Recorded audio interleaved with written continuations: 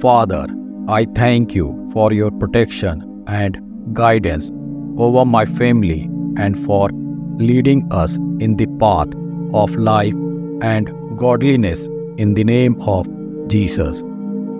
Heavenly Father, I am so grateful for my family.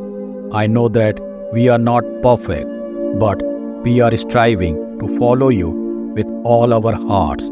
Bless each member of my family with strength. Dear Lord, we come to you humbly asking for your help.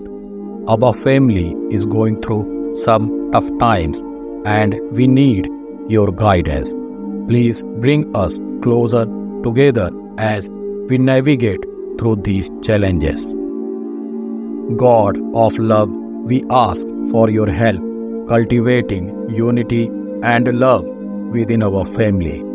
Give us hearts of compassion and understanding and help us to treat each other with kindness and respect.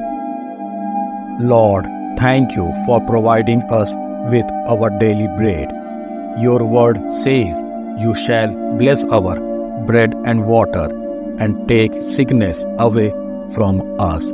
We believe and confess that our food is blessed and disease has been taken away.